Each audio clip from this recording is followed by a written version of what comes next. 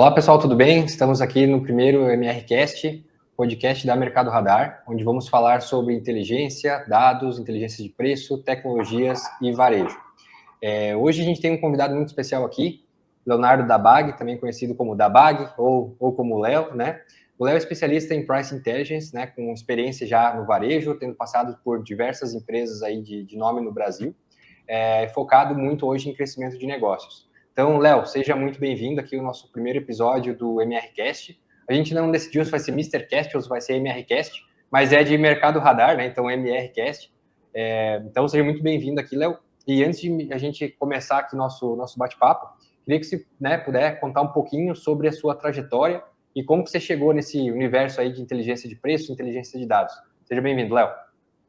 Super obrigado pelo convite, super prazer estar aqui. Sou fã do Mercado Radar já de longa data, então é uma honra dupla ainda fazer parte disso. Bom, minha trajetória, eu brinco que eu sou um builder, assim, eu gosto de construir as coisas e pós-faculdade eu acabei até tendo uma empresa que fabricava impressoras 3D. Que legal, cara. E acabou Essa eu não sabia. A gente fabricava equipamentos e levava para dentro de escolas, esse era o fundamento, mas depois de algum tempo não deu certo e aí a sociedade se desfez e eu entrei no Olish, foi uma das primeiras 60 pessoas a entrar no Olish. Foi ali que, acho que foi talvez o grande highlight assim da minha trajetória até então, porque eu entrei numa área em formação, ajudei a construir o time de vendas, depois o time de pós-vendas, e ajudei a estruturar crescimento, né? Então, passei por diversas frentes, criando áreas do começo até o fim. E aí, acho que o ponto máximo foi com a diretoria de operações, que abraçava praticamente todo o crescimento estruturante da empresa. Então, eu brinco aí que a gente saiu do faturamento na casa de pouquinhos milhões até chegar a quase 2 bilhões no ano, né? Então, legal, acho que legal. foi um mega crescimento que a gente nem imaginava que seria possível. E acho que isso foi o fundamento, sabe, Sandro, para me especializar tanto em saber construir produtos digitais, mas também usar os dados a meu favor, a favor do crescimento, para que a gente pudesse ter o crescimento escalável. E para quem não sabe, né, o Olish, até então, naquela época, era muito forte como loja dentro dos marketplaces. E loja dentro das lojas, né? Perfeito, uma loja dentro de um shopping, tipo um shopping dentro de um shopping, né? E com certeza a precificação é um dos componentes-chave para que o produto consiga se destacar. É claro, o shopping é muito complexo quando a gente vai falar de uma Amazon, de um Mercado Livre, então existem várias variáveis que vão impactar a conversão, não somente o preço, mas o preço está ali como uma atividade core. Então, acho que isso foi muito importante para que a gente, de novo, conseguisse criar todo o crescimento possível, ou todo o crescimento que realmente aconteceu nesse período. E acho que tiveram várias fases, né? As diferentes fases de como olhar para a precificação. Então, acho que esse foi a história pregressa. Depois, acabei passando por outra empresa um pouco mais ligada da inteligência artificial, que é a Omnilogic, de Minas Gerais, que bastante focado em inteligência de conversão, então clientes como o Grupo Soma, eram clientes que também estavam voltados mais para uma parte de CRM, conversão e IA, e atualmente estou numa cadeira de dados da Hubi, que é uma empresa curitibana, com sede em São Paulo e Curitiba, mas posso dizer aí que as pessoas com que eu trabalho, muitos deles foram colegas de faculdade, então estamos super em casa. É uma empresa de 35 pessoas, mas com uma tese super interessante e estimulante intelectualmente para tentar ajudar daí não só os pequenos varejistas, mas também né, as grandes indústrias a saberem se posicionar, a saberem qual é a informação que vai ajudar elas a posicionarem produto, a desenvolverem novas linhas de produto. Então, quem tiver interesse aí também pode dar uma pesquisada sobre isso. Então, acho que esse é o resumo do resumo do resumo dessa trajetória até então. Bacana. Tu comentou que tu está trabalhando com colegas de faculdade. Tu fez qual faculdade, Léo? Tu é formado em quê? Eu fiz economia na Federal. Caraca. Mas... Na Federal aqui do Paraná, na UFPR. Na UFPR. E antes de ter me formado em economia na Federal, eu fiz 2 anos de engenharia elétrica também na UFPR. E aí, depois de 2 anos, eu decidi que ia ser feliz lá na economia. Te entendo. Eu fiz 7 de engenharia, então eu passei dos 2 e continuei mais 5. Escolheu o caminho de 7 anos de Exato, bastante... escolhi de muita queimação de neurônio. Pois é, cara. Mas cria casca, né? Cria casca nela. Sem dúvida, sem dúvida. É um embasamento muito bom, né? Eu sentia muita falta o componente, acho que me levou para a economia é essa mistura da exata com o comportamento social. Assim. Então, acho que isso fez muita diferença. Eu me lembro exatamente o que me converteu para a economia. Foi uma aula de introdução à economia que eu ainda não tinha feito a migração de curso. E a gente estava falando sobre elasticidade de preço e demanda. Olha só. E essa foi a aula que eu falei, cara, eu acho que é isso mesmo. E, enfim, depois conversei com outros professores e fez total sentido. E posso dizer que eu não me arrependo da decisão, assim, porque apesar de eu ter fabricado impressoras 3D, meu sócio na época era um colega de faculdade da engenharia elétrica. Então, ele ficava com o componente mais lá do mais técnico ali. Programação. E, cara, querendo ou não, os acasos do destino hoje, posso dizer que talvez eu programe mais do que ele, né? Porque na cadeira de dados, enfim, tive que ir para SQL, Python, não teve jeito. Não tem como fugir das tecnologias, né? Por mais que seja, né, tá ligado ali quase que no core do negócio, tá na área de business, mas não adianta, né? Trabalhando com tecnologia, trabalhando com dados, eventualmente alguma coisinha você vai precisar meter a mão na massa, né? E no teu caso, acho que até bem mais do que alguma coisinha, né? E como você vê, assim, Léo, acho que, né, você tendo passado aí essa carreira, né, você ter se formado em economia, trabalhado na Ulist, como que você vê a evolução desse segmento aí que hoje a gente chama de Price Intelligence, mas que há alguns anos aí talvez nem tinha nome, né? Como que você vê essa evolução da inteligência de preços no varejo nos últimos anos aí que você tem acompanhado? Cara, dá para dizer que quando eu olho para uns 10 anos para trás, eu acho que inteligência de preço era uma coisa de grandes empresas e ainda uma coisa... Eu falo 10, mas talvez seja um pouco mais, mas era bem mais determinístico, assim. Então, tinha uma área que fazia uma análise do mercado e ia posicionar o preço para poder capturar, né, o valor percebido e não só um spread em cima do custo. E eu acho que hoje em dia, cara, já está bem mais democrático isso. Tanto como você armazenar esses dados, como capturar esses dados, como estruturar isso. Então, eu acho que hoje uma empresa pequena de uma pessoa consegue ter um monitoramento de o que está acontecendo justamente para enxergar o valor percebido. Então, eu acho que não foi só a parte de inteligência artificial que influenciou isso, mas eu acho que a digitalização. Porque eu acho que, analogicamente, era bem mais difícil, exigia muito conhecimento para que a pessoa pudesse montar essa base para poder tomar uma decisão embasada em cima disso. E hoje já é um pouco mais sem tantas barreiras para que uma empresa de uma pessoa só consiga ir criando uma infraestrutura para poder falar de precificação inteligente.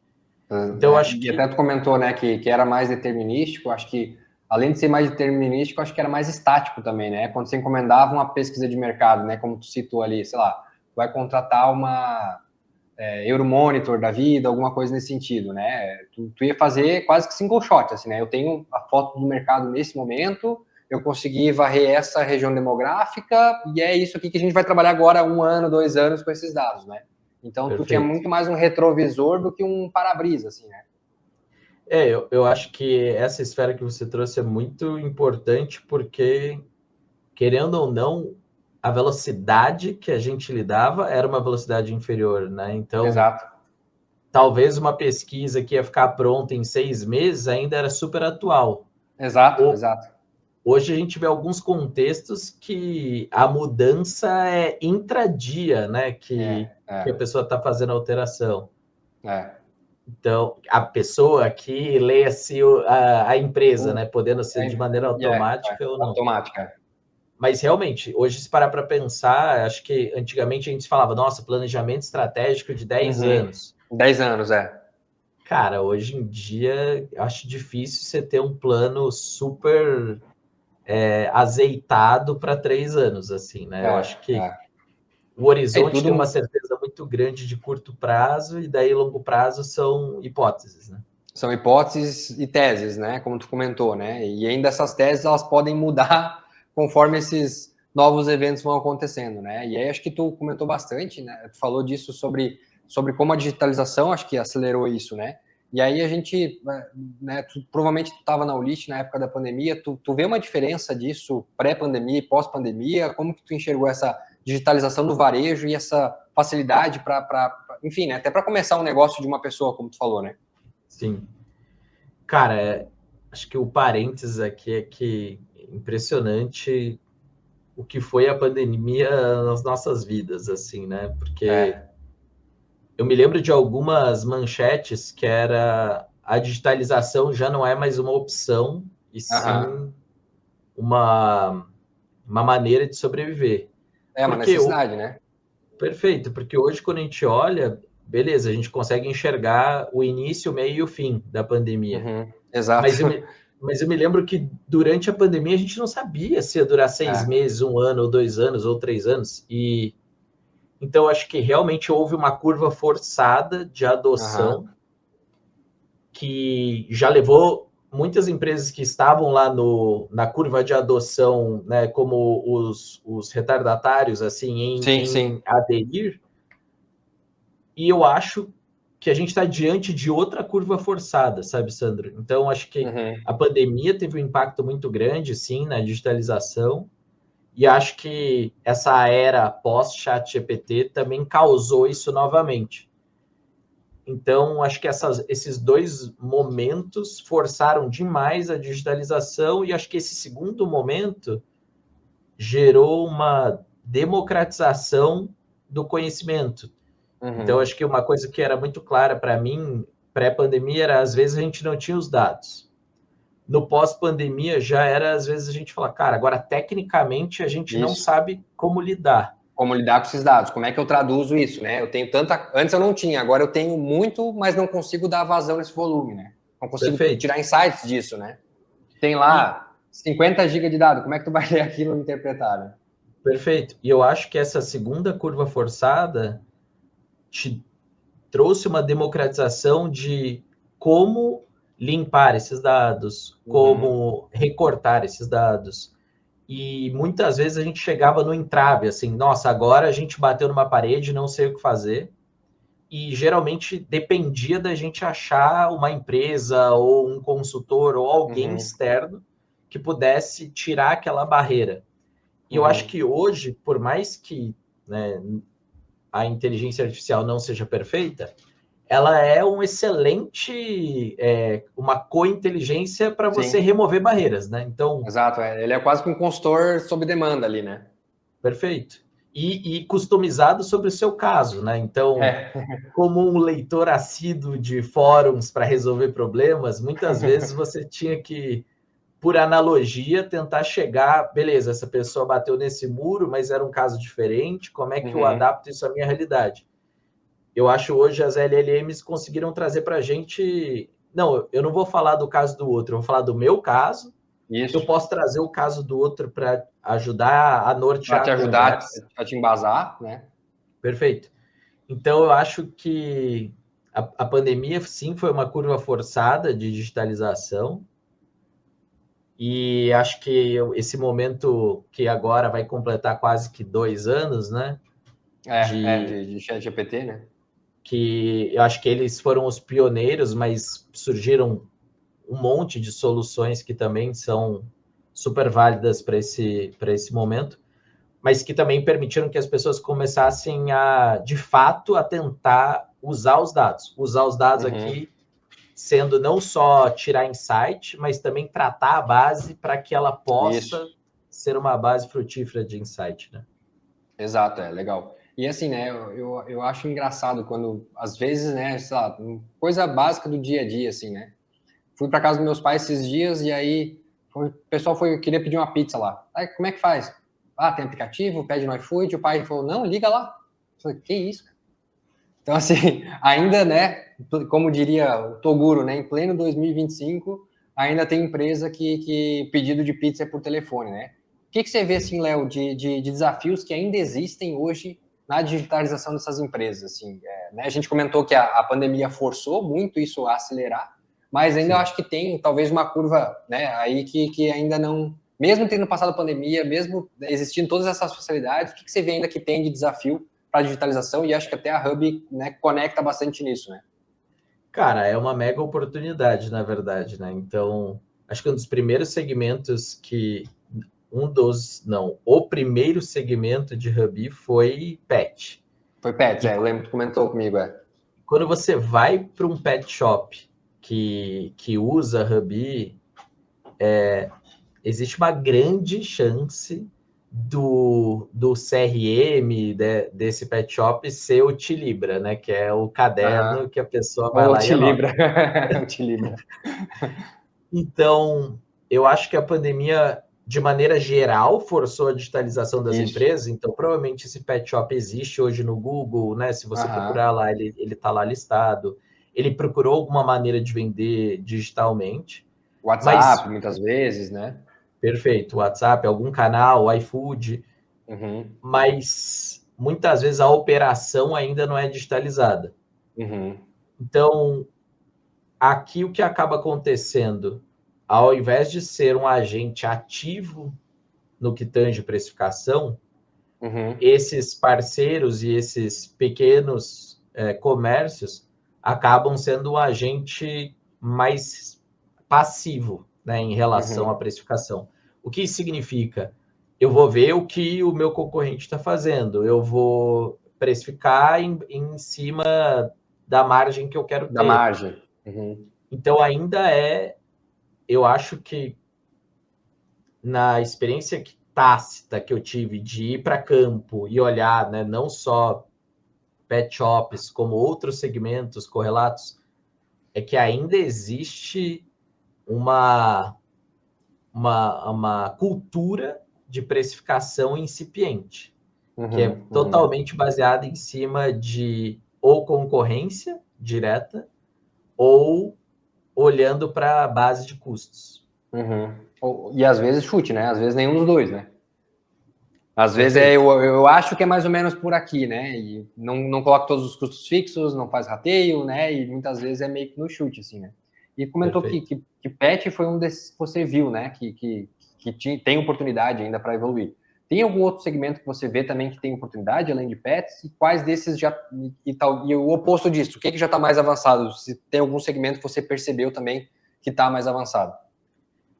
Eu acho que oportunidade de precificação sempre vai ter. E para mim, o case que aparece na cabeça que teve alguém que atacou esse mercado e beleza, está sofrendo até hoje as consequências disso, é o case da Boozer, né? Que o case em si, um dos fundadores foi fretar um ônibus na época que ele trabalhava para uma empresa. E na hora que ele foi fretar o ônibus e viu o preço por pessoa daí no ônibus, ele falou, cara, mas quando eu olho na linha, né, no convencional aí... No convencional tá dando uma diferença de preço absurda. Será que é isso mesmo? E ele começou a fazer outras cotações de alugar o ônibus inteiro, motorista e tudo mais, e fazer um trajeto, por exemplo, sei lá, Rio-São Paulo. E ele falou, cara, não é possível que isso tudo seja margem. E aí foi um pouco de valor percebido, né? As pessoas, possivelmente as empresas de ônibus em algum momento lastrearam, talvez no transporte aéreo, claro que com um desconto bem significativo, mas estava muito distante da cadeia de custos, né? Já era um negócio diferente. Então, mesmo em setores que a gente hoje acha que está super digitalizado, eu acho que existem muitas oportunidades. Quando você... O primeiro segmento que vem na minha cabeça quando eu penso em benchmark de usar inteligência, me vem empresas aéreas, né? Exato, eu penso nisso também, empresas aéreas. Até porque que já para a gente já está mais normalizado isso, né? De saber que de madrugada a passagem é mais barato, mais perto da data a passagem vai estar mais cara, né? Acho que todo mundo lembra de empresas aéreas. E eu sempre tinha uma percepção de que deveria ser um algoritmo super sofisticado, que existe muita ciência por trás. E aí eu conheci algumas pessoas que trabalharam nas áreas de dados de empresas aéreas brasileiras. Legal. Legal. Em várias, em uma em específico. E aí eu justamente falei, nossa, agora, né, a gente vai ter esse know-how aí, né, Alguém vai me contar como que é feito. E aí tive um pouco de umas surpresas, assim, que na verdade eram umas regras determinísticas que uma pessoa, baseada em variáveis de sazonalidade, ia lá, ativava ou não aquilo. E então, no final do dia, a gente achava que era mais sofisticado do que era. E daí, claro... Era um monte de uma planilha com as regras e... e a pessoa ativava, exato. Só que, claro, aqui, Sandro, esse exemplo é muito para mostrar que, assim, eu acho que existem muitas oportunidades quando a gente fala de precificação. Eu também não cheguei a ler o case, mas escutei que tem uma rede de supermercados em Curitiba que chama Festival, e eles têm um tipo de campanha que eles começaram a usar muito, que é o Leve 3, Pague 2. É verdade. E se você fizer o acompanhamento do preço unitário, você vai ver que, cara, existe uma inteligência de ir subindo o preço unitário. Então, de fato, o Leve 3, Pague 2 tem um desconto, mas ele não é esse desconto de 33% que você imagina. Então, eu acho que existem, mesmo em segmentos que a gente acredita que está exaurido, sempre vai existir a oportunidade de inovação. Então, por exemplo, a estatística que tinham me dado sobre isso é que acho que isso tinha dado um aumento de 20% ou 30% nas vendas dos estabelecimentos ao usar esse tipo de estratégia para o segmento de maneira geral. E eu acho que, para mim, um dos segmentos que é avançado em relação à precificação é justamente o mercado, porque a disposição da loja, ela é feita para que você coloque primeiro produtos saudáveis do carrinho, e aí você tem uma paz de espírito para daí colocar a Coca-Cola por último lá, né? Então, o Red Bull, chocolate, tudo por último. E aí, pasme, né? Onde está a margem do negócio? Está justamente em ponta de gôndola, onde você está naquele momento de passagem. Então, existe até uma disposição que a precificação é muito inteligente. E outra coisa são os produtos iscas, né? Então, tipo, é uma surpresa você perceber que assim, o mercado, na maior parte das vezes, não está ganhando dinheiro com cerveja. A cerveja te atrai ao mercado. Exato. A promoção da cerveja é uma isca para atrair o consumidor, porque é um produto cultural e tudo mais, e aí você foi para lá porque você viu a promoção da cerveja, mas daí você vai comprar o amaciante, você vai comprar... Já que tô aqui, né? Perfeito. Então, acho que é engraçado tu citar. A gente fez um estudo no final do ano passado, acho que foi, que a gente fez uma comparação de Black Friday, tênis Nike versus tênis Adidas, né, marcas, né, a Nike versus Adidas, e o que a gente percebeu é que o desconto médio era de mais ou menos 15% em um terço da base que a gente analisou, dos produtos. Então, assim, tênis, de fato, ele tinha 15% a 20% de desconto. Por outro lado, meias, na Black Friday, estavam mais caro. Olha que engraçado, cara. Então, assim, o cara comprava tênis com 20% de desconto, ok, ele zerou a margem, só que do outro lado, na meia, ele estava, né, rasgando de ganhar margem. Assim. Então, realmente, eu acho que faz todo sentido. Tem estudos e cruzamentos que a gente consegue fazer de produtos correlatos, de itens correlatos, que são isca. O tênis, nesse caso, virava uma isca, muito similar às da cerveja, assim, né, pelo que você está comentando, né? Perfeito. Eu acho até que, ao estudar um pouquinho mais o mercado de produto digital, tem uma uma técnica que o pessoal de produto digital acaba usando, que é o order bump. Então, você montou o seu carrinho, tá lá o produto que você quer comprar, chega no final, é igual os doces perto do caixa. Então, chega no final, a pessoa tá... Tudo que você tiver oportunidade agora de colocar no carrinho a mais, isso daí, esse produto, provavelmente, ele é pura margem.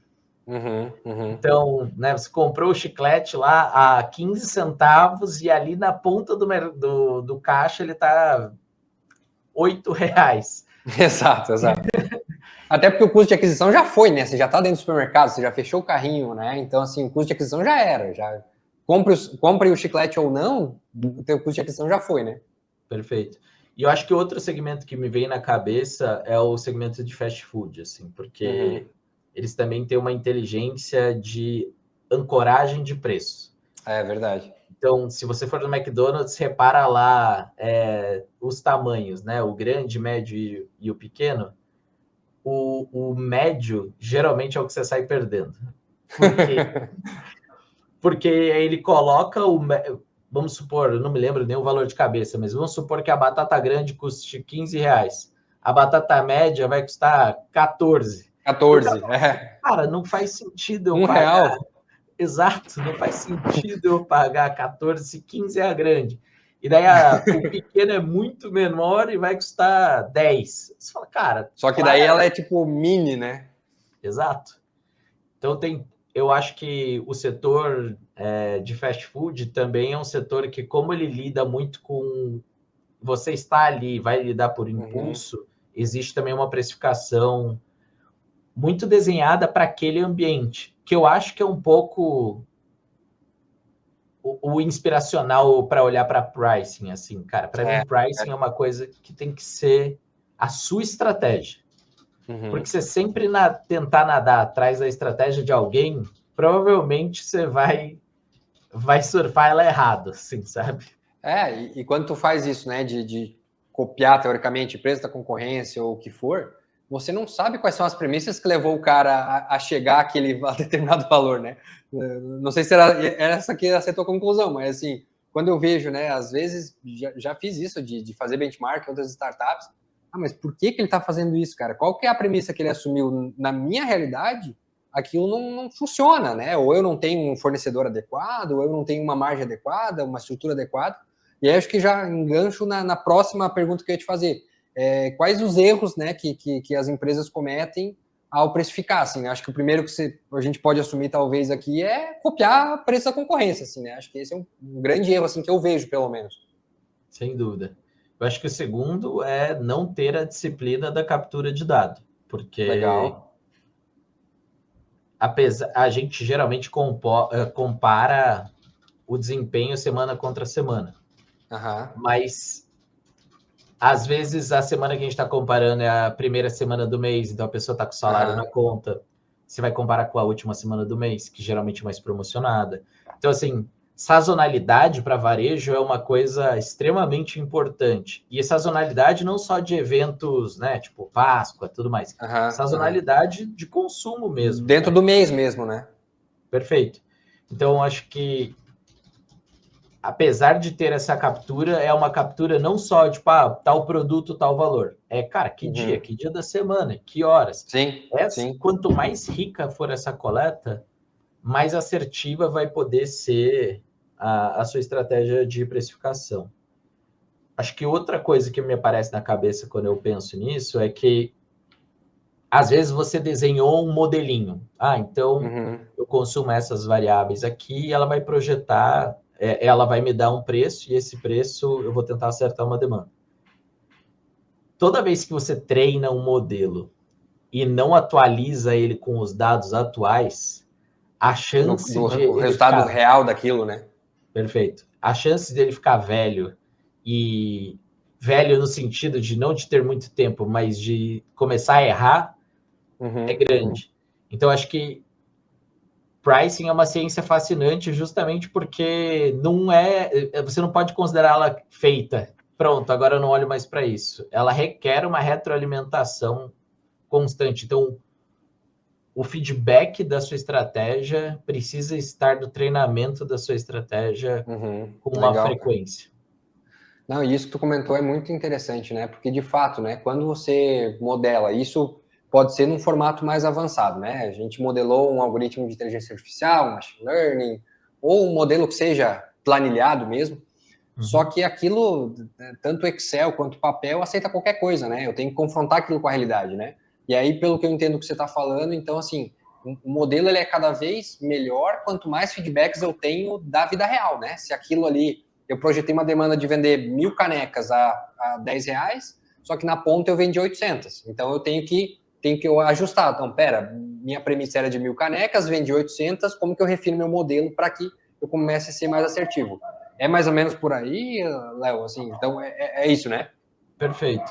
E eu acho que também, geralmente, o conteúdo que a gente vê sobre precificação vem de uma empresa grande que está compartilhando alguma coisa sobre isso. A empresa grande geralmente não está preocupada com o capital de giro. Que, Sim. Cara, é o matar ou morrer de 90% das empresas que não são as grandes multinacionais.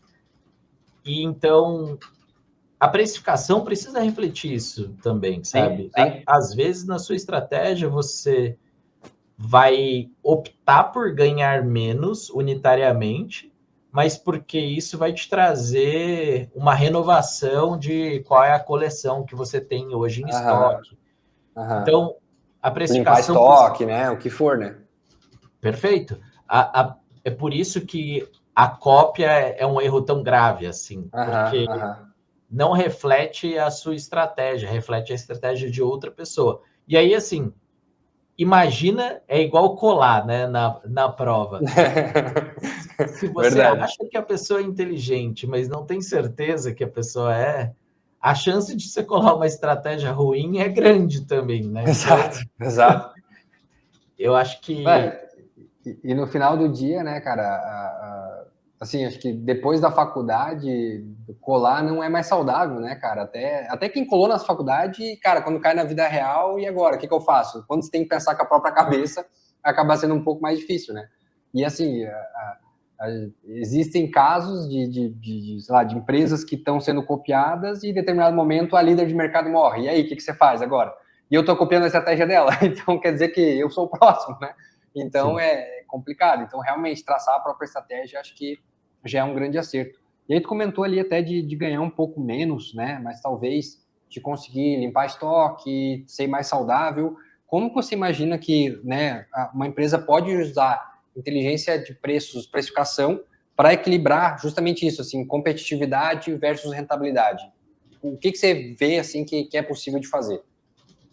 Cara, acho que num dos exemplos que você trouxe, acertou exatamente uma das técnicas relacionadas a isso, que foi as meias e o tênis. Então, às vezes, o produto que é o produto que traz o seu cliente para dentro da sua loja pode ser o produto que, eventualmente, marginalmente, você vai ganhar menos, mas que você já tem evidência de que aquele produto carrega outro. Então, a teoria por trás disso é o cross-basket, né? Então, como é que você está fazendo, colocando outro produto dentro do carrinho dessa pessoa. E aí, acho que quando a gente pensa no offline, isso fica bem evidente, né? Então, você vai comprar sapato, geralmente a pessoa vai, cara, a cera vai junto, ou a meia vai junto. Claro, depende daquela marca, daquele apelo, para que aquela pessoa está usando. É por isso que, de novo, por mais que a gente possa abrir a caixa de ferramenta e mostrar quais ferramentas estão disponíveis, não dá para usar todas, não é todas o tempo todo. Para cada caso, você vai conseguir usar algum elemento que te ajude nesse sentido.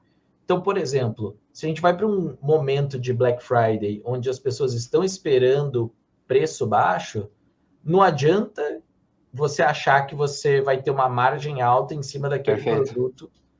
Porém, a estratégia da meia se mostra extremamente válida, que é assim, cara, se a pessoa veio até aqui e realmente ela vai fazer um negócio bom comprando esse tênis dessa maneira, e se eu tiver outro produto para oferecer em conjunto? Então, é um tênis de corrida, eu tenho short de corrida para estar junto.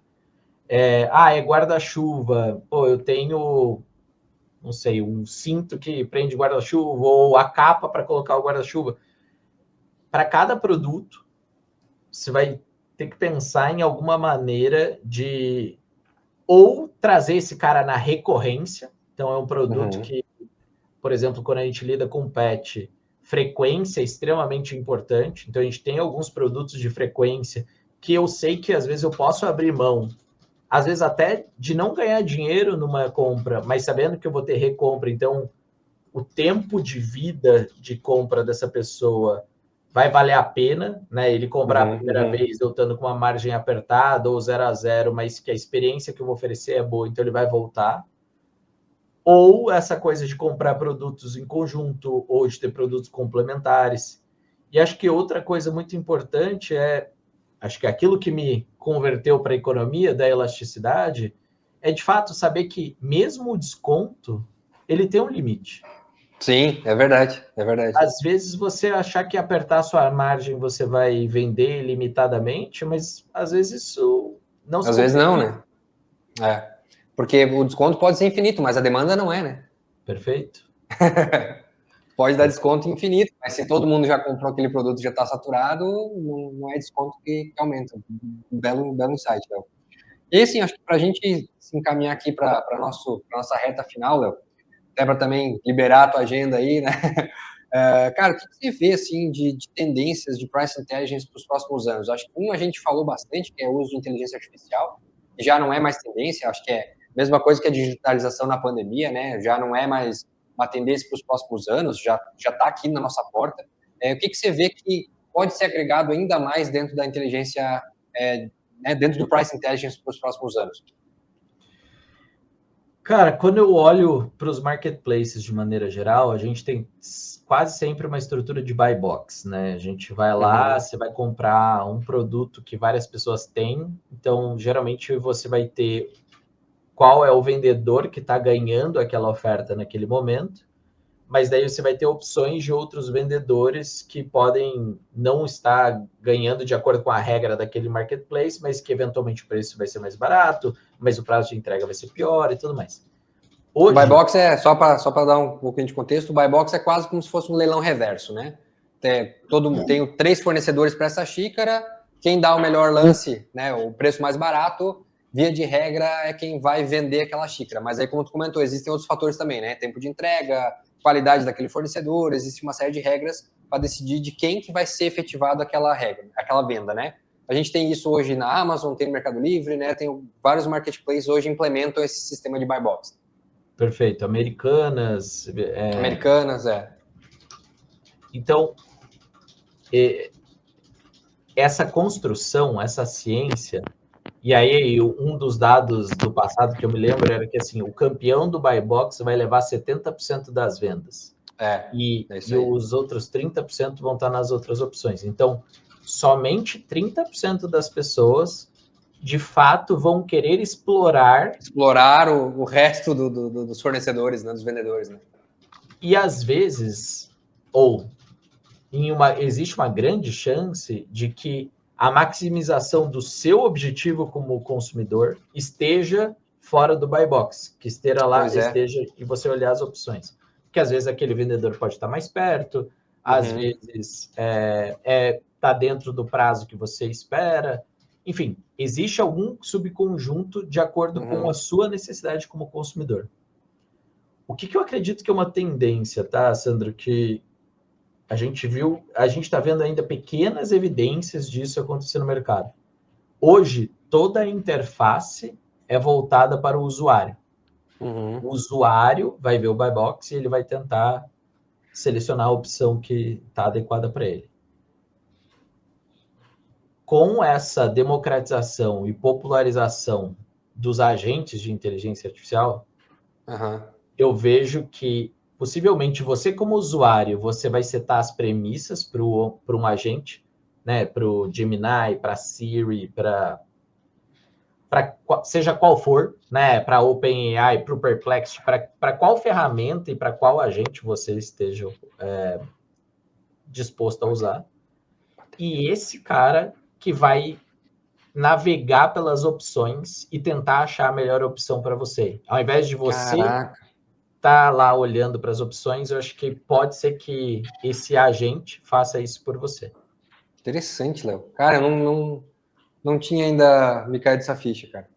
E agora até me lembrei agora de um navegador que eu vi agora, cara, integrado com o ChatGPT, que por linguagem natural tu consegue instruir ele a fazer coisas no navegador, cara. Olha só como realmente conecta, né? Só que eu acho que daí a grande coisa para a gente que está na ponta vendedora será que a gente está com a infraestrutura preparada para isso? Exato. Para receber uma enxurrada de bot entrando. Começa por aí, né? E será que se a gente não criar uma maneira que esses sistemas tenham facilidade em consumir da gente, a gente não vai vender mais? Vender mais. Que ao invés de eu ter uma interface, eu tenho uma API. Exato. Então, eu acho que isso é uma coisa meio disruptiva aí que a gente está tentando perseguir. Bem legal, cara. Eu tô anotando aqui, Léo. Muito legal, cara. Muito legal. E assim, né, a gente falou bastante de inteligência artificial, e aí acho que já está também, de certa forma, a gente está falando de inteligência artificial com automação, né? A gente tá meio que, para mim, as duas coisas elas sempre estão juntas, né? Como que a gente pode, né, acho que tu falou, eu acho que sobre isso, né? Tipo, automação e inteligência artificial. E que conselhos você daria, então, para essas empresas que querem se destacar no mercado usando inteligência de preços? Né? A gente falou de inteligência artificial, de automação, falamos de venda, né, cross-basket. Tem alguma outra coisa que você tiraria aí um highlight para as empresas que ainda estão começando com inteligência de preços, com price intelligence? Eu acho que a primeira coisa mais importante está na cultura, no mindset. Porque não acho que é um atalho que vai resolver a sua vida. Eu acho que é uma constante preocupação em cima disso, que essa é, de fato, uma ciência importante para o seu negócio, para o seu faturamento, para a sua margem. Então, para mim, o modelo mental de olhar para isso com uma frequência grande e com uma atenção significativa, acho que é o mais importante. O como, ele vai mudar com uma certa frequência. Então, sim, eu acho que existem sim ferramentas, mas eu não acredito que exista a fórmula da Coca-Cola para isso, sabe? Uma única coisa que vai resolver todos os problemas. Eu acho que você precisa ter alguma maneira de estar munido de informação. Então, como consumir essa informação, como ter essa informação atualizada, como que você daí tem isso dentro de casa, né? Então, como que eu tenho loja física, como é que eu acompanho o que está acontecendo na minha loja física, tipo, das minhas vendas, o preço que eu baixei R$10, que influência que aconteceu, que período que foi. Então, olhar para dentro de casa é extremamente importante, ter uma maneira de olhar para fora de casa, e aí testar. Eu acho que a melhor maneira de conseguir entender o que está funcionando dentro do seu contexto, talvez seja o famoso teste AB. Né? Então, você vai poder, talvez, de novo, o exemplo PET está na minha cabeça, né? Você tem lá os sachês da marca X e os sachês da marca Y. Cara, precifica eles diferentes, vamos ver a performance. Precifica eles diferentes agora no iFood, vê a performance. Precifica diferente agora no WhatsApp, precifica diferente para o cara que vai fazer a recompra. Mas, de novo, não adianta fazer e não gravar, né? Porque se fizer e não gravar... tempo perdido, né? Exato, vai... não é jogar para o alto e ver o que acontece. É justamente tentar falar, cara, eu vou tentar deixar um produto mais barato, vamos ver o que acontece. Eu vou deixar o produto mais caro agora, vamos ver o que acontece. Eu vou deixar mais caro no canal tal por esse período. Então, você vai criando as hipóteses antes, e aí, de novo, Léo, eu não faço ideia de por onde começar. Cara, abre o ChatGPT, a versão de graça mesmo. Abre isso, o ChatGPT e fala, exato. Eu tenho produto tal, no preço tal, desse jeito, tarará, eu quero me dê 3 maneiras de precificar diferente para os próximos 10 dias. Tá lá, sabe? Esse cara vai te dar alguma coisa para você poder começar, e aí... Sim, é uma faísca inicial, né? Não precisa tu já começar com um modelo de inteligência artificial que calcula variável sazonalidade, nada desse sentido, né? Acho que dá para começar bem mais simples mesmo. E eu acho até, Sandro, que isso é muito mais efetivo do que às vezes a pessoa fala, não, porque eu tenho aqui minha empresa, né, tem 300 funcionários, eu vou implementar o Salesforce, porque o Salesforce tem o XPTO do não sei o que lá. Cara, provavelmente... E a gente volta no primeiro ponto, né, que tu comentou, se não tiver a cultura... Exato. E eu acho, sinceramente, que qualquer ferramenta que você falar plug and play vai resolver minha vida, se resolveu por um tempo, foi na sorte, assim, certo? Isso, Não, o segredo está em operar, ajustar. Isso a gente vê com a Mercado Radar mesmo, assim, né? Quando a gente inicia algum cliente que tem muita expectativa, né, de que aquilo, nossa, eu vou ter aqui todos os insights de preços do mercado, né? Vou ver preço da minha concorrência, vou entender margem, e aí a gente às vezes tem que dar uma segurada na emoção, porque de fato não adianta eu ver preço, ver tendência, se eu não testar, se eu não validar meu canal, se eu não saber qual que é a minha estratégia, qual que é a estratégia da concorrência. Então, de fato, assim, não existe, né, ferramenta milagrosa.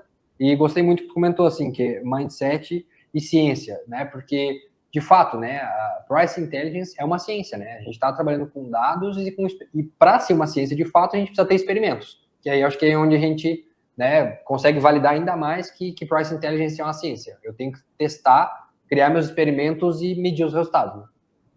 Isso. Eu acho que é a ciência mais complexa.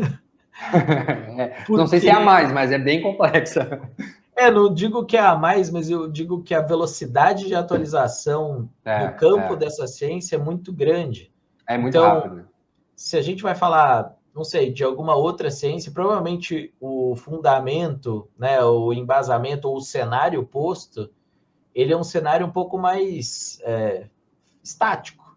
O cenário da precificação, ele é muito frequentemente atualizado.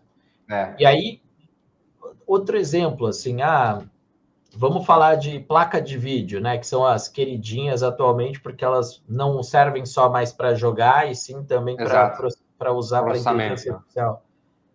Cara, esse é um produto extremamente lastreado em dólar. Então, a gente, numa economia que a nossa moeda tem uma defasagem em relação a essa moeda, se você é um lojista que tem esse produto hoje, não quero ensinar o padre a rezar a missa, mas assim, ele está completamente lastreado no que está acontecendo lá fora. Exato. E todo mundo que tem um produto que está exposto à variação do dólar... Variação cambial? É complexo. Existe essa complexidade de você falar, tá, mas e se a gente comparar com o ano passado? Cara, ano passado a gente não tinha o cenário... Era outro dólar. Começa por aí. Exato. E outro nível de incerteza, né? Porque hoje, quando a gente olha os indicadores da economia, são indicadores que a gente possivelmente não tem uma série histórica comparável com o que está vivendo atualmente. Exato. Então eu falo que... Sanção para todo lado, guerra... Então, assim, né? Tipo, o cenário é muito diferente. Né? Perfeito. Eu acho que nisso de mindset... Acho que o livro que eu mais gostei de 2024 é um livro que chama Cointeligência. O autor chama Ethan Mollick. E, ao contrário de todo o conteúdo que saiu sobre IAs e tudo mais, que te dava, né, quais os prompts fazer, a proposta desse autor é muito pelo contrário. Assim, cara, como que você muda o seu pensamento para poder contar com essa co-inteligência. Com o cérebro adicional, né? Como é que eu compartilho a minha informação com ele, né? Perfeito. Como que você disciplina isso? Porque acho que você tem idade suficiente para lembrar do que foi o KD, Lembro. O Google mesmo. Yahoo. A gente teve que mudar como a gente pensava em fazer perguntas para chegar em bons resultados. E foi uma mudança de mindset mesmo. Hoje você, quando vai no Google, você, até nessa era pré-inteligência, geralmente você buscava como você achava que ia estar na resposta. Como termo, Exato. Quais eram os keywords que ia ter e tudo mais. Aí atrás outro paradigma relacionado a isso, né? Só que daí, de novo, não é o macete. é a mentalidade. E para mim, precificação vai exatamente na mesma linha. Não é o macete. Então, a bola da vez do passado pode ter sido ancoragem. Não é só mais isso. A bola da vez pode ter sido, não sei, CAC. Não é só mais isso. Então, por mais que o plano de jogo mude, acho que é um mindset de estar atento a olhar para isso, de olhar para o que está acontecendo lá fora, ter a disciplina de olhar bem para dentro. Legal, legal. Léo, obrigado demais, cara, pelos teus insights. É sempre uma aula conversar contigo. Eu acho que além de consultor, tu tem um tino muito bom para explicar também. Então, cara, é um prazer conversar contigo. Queria agradecer novamente a tua disponibilidade aqui para trazer um pouco do teu conhecimento para a gente. E, cara, queria deixar aqui também, né, o canal aberto para ti aí. Não sei se quer deixar algum contato, site da Hub, tuas redes sociais. Fica disponível também para ti, tá, Léo? Boa, cara, prazer é todo meu. Foi, como sempre, é uma oportunidade enorme de engrandecer. Então, o papo contigo é sempre engrandecedor. Super obrigado pelo convite, pelo espaço. Quem quiser trocar ideia, conversar sobre o meu LinkedIn, exatamente como está aqui na tela, Léo da Bag. Então, só procurar lá, o único que tem esse nome, você vai encontrar. Depois a gente coloca o link também, facilita aí para te encontrar. Boa. Quem tiver interesse em entender como que a Hubii está se propondo a mudar um pouco esse mercado de conveniência, é só procurar Hubii, Hubii, e aí você vai encontrar os diferentes conteúdos sobre. E quem não achar e quiser aí trocar uma ideia no LinkedIn, fica à vontade. Muito bom, Léo, muito bom. Léo, obrigado demais. Então, vamos marcar mais um almoço daqueles, num restaurante italiano, qualquer coisa aí para a gente comer bastante. Agora, né, a gente fica aí com esse compromisso de almoçar mais uma vez em breve. E obrigado aí, Léo, mais uma vez pela tua disponibilidade. Pessoal, esse nosso primeiro episódio aqui da Mr. Cast, MRCast, não sabemos ainda como vamos chamar. Léo da Bag, nosso primeiro convidado. Foi um prazer conversar com vocês e nos vemos em breve. Até mais. Obrigado.